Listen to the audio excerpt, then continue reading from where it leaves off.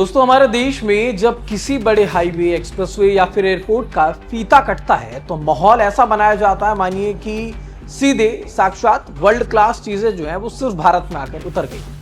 लेकिन अब ऐसे में बहुत सारी बातें होती हैं, गाजे बाजे बजते हैं, बड़े बड़े पोस्टर्स लगते हैं, फीते पर कैंची चलती है और भारी भरकम शब्दों के साथ जो स्वागत है उस नई चीज का किया जाता है। कहा जाता है कि देखिए इतना लंबा, इतना चौड़ा, इतने 1000 करोड़ का जो प्रोजेक्ट है वो हमने बनाया है, ऐसा इंफ्रास्ट्रक्चर कि पूरी दुनिया इसे देखकर दांतों तले उंगली चबा ले।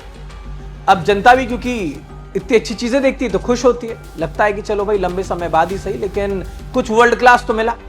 लेकिन फिर आती है मॉनसून की बारिश। आसमान से पानी की कुछ बूंदें क्या गिरती हैं, चंद घंटों की बारिश में इन विश्वस्तरीय दावों की जो पोल है वो खुल जाती है। जैसे किसी भी जगह पर कभी भी आप भारत में देखेंगे तो कुछ भी जब बनता है बहुत सारी तारीफें की जाती हैं और उन्हीं की असली पोल इन बारिश में खुलती है। आज आपको बताएंगे, हमारा ये जो वीडियो है ये आपको समझा देगा कि उत्तर प्रदेश में फिलहाल किस तरीके की सड़कें और किस तरीके के एयरपोर्ट्स बन रहे हैं। नमस्कार, मेरा नाम ऋतिक ठाकुर और आप देख रहे हैं न्यूज एक्सप्रेस। देखिए, एक तरफ है 11,000 करोड़ से ज्यादा की लागत वाला नोएडा इंटरनेशनल एयरपोर्ट जो कि जेवर में बना है, जहां पर पहली ही बारिश में गाड़ियां डूब चुकी हैं। वाटर पार्क जैसा नजारा जो है एयरपोर्ट में बन गया। और दूसरी तरफ है लखनऊ कानपुर एक्सप्रेसवे, जहां पर सड़क सुखाने के लिए बाकायदा पेडेस्टल फैन यानी कि जो लंबे स्टैंड वाले पंखे होते हैं वो लगा दिए गए। अब ऐसे में पूरा मामला क्या है हम आपको समझाएंगे, एक एक करके सारी परतें खोलेंगे कि आखिरकार उत्तर प्रदेश में जिस विकास की बात हो रही है आखिरकार वो है कैसा, कि 11,200 करोड़ का ये नोएडा एयरपोर्ट जिस तरीके से वाटर पार्क में तब्दील हुआ है तो सबसे पहले वो समझने की जरूरत है जिसकी चर्चा देश भर में लंबे समय से हो रही थी। नोएडा इंटरनेशनल एयरपोर्ट का यह दावा था कि वो एशिया का सबसे बड़ा और आधुनिक एयरपोर्ट में से एक है। लोग महीनों से इसका इंतजार कर रहे थे, लेकिन बारिश के बाद जब एयरपोर्ट के एग्जिट पर लोग पहुंचे और जो तस्वीरें वहां से निकल कर आई तो वो कहीं ना कहीं सबको हैरान कर रही थी। अब ऐसे में हकीकत यही है कि जो ड्रेनेज सिस्टम है इस एयरपोर्ट का वो पूरी तरह से खत्म हो चुका है। ये अंडरपास एयरपोर्ट के फोरकोर्ट को सीधे पार्किंग एरिया से जोड़ता है, यानी कि जो यात्री फ्लाइट पकड़कर बाहर निकलेंगे या फिर गाड़ी पार्क करके अंदर जाएंगे उनका ये मेन रास्ता है। पहली बारिश में ये अंडरपास कई फीट पानी से लबालब भर गया। यात्री परेशान है, एस्केलेटर तक बंद हो गया। पानी इतना ज्यादा भरा था कि अंडरपास में लगी हुई जो चलती हुई सीढ़ियां थी वो तक बंद हो गई। एहतियातन तौर पर उनको रोकना पड़ा।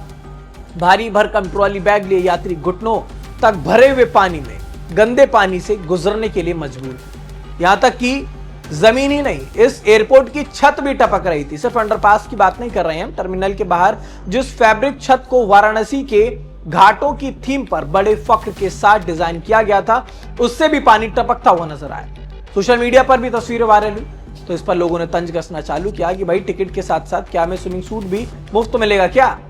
अब ऐसे में एयरपोर्ट प्रबंधन के लिए भी एक बहुत बड़ी बात थी, क्योंकि जिस तरीके का ये कुप्रबंधन देखने को मिला इस पर उन्होंने भी जवाब दिया। मामला बढ़ा तो एयरपोर्ट की तरफ से बयान आया। अधिकारियों ने साफ साफ कहा कि बारिश बहुत ज्यादा और अचानक हो गई। पानी अस्थायी रूप से जमा हुआ था जिसे 30 मिनट के भीतर हैवी ड्यूटी पंप लगाकर निकाल दिया गया, यानी कि बारिश अचानक हुई थी। बारिश शायद एयरपोर्ट को बताकर आती तो ये पहले से कुछ ना कुछ प्रबंध करके रखते। लेकिन सवाल ये है कि जिस एयरपोर्ट के निर्माण में 11,000 करोड़ रुपए से ज्यादा खर्च किए गए हो, क्या उसका ड्रेनेज प्लान इस मामूली बारिश के हिसाब किताब को भी नहीं संभाल पाया।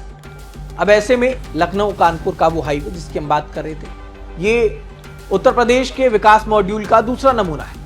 सड़क सुखाने के लिए वहां पर फर्राटा पंखे लगा दिए गए। अब ऐसे में उत्तर प्रदेश का ये हाईवे भी बहुत बड़ा बताया जा रहा था, बहुत बड़ा प्रोजेक्ट बताया जा रहा था। इसका नाम है लखनऊ कानपुर एक्सप्रेसवे। लगभग 4200 करोड़ रुपए की लागत से यह एक्सप्रेसवे बना है। अब महीना डेढ़ महीना ही निकला था कि ये जो हाईवे है इसका टोल तक फ्री कर दिया गया। मॉनसून ने जब दस्तक दी तो सड़क 20 से अधिक जगहों पर धंस चुकी है। डामर उखड़ गया है, गड्ढे हो गए और अब कायदे से होना यह चाहिए था कि घटिया निर्माण वाली जो सामग्री का इस्तेमाल करने वाले ठेकेदार थे, इंजीनियर थे, उन पर सख्त कार्रवाई होती। लेकिन हमारे देश की कार्यप्रणाली शायद थोड़ी सी अलग है, जुगाड़ सबसे ऊपर चलता है।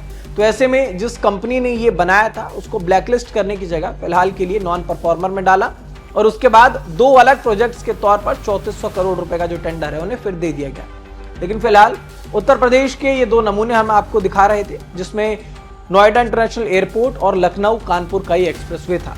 फिलहाल इस खबर पर आपकी क्या राय है हमें कमेंट बॉक्स में जरूर बताइएगा। देश दुनिया से जुड़ी तमाम खबरों के लिए देखते रहिए न्यूज एक्सप्रेस।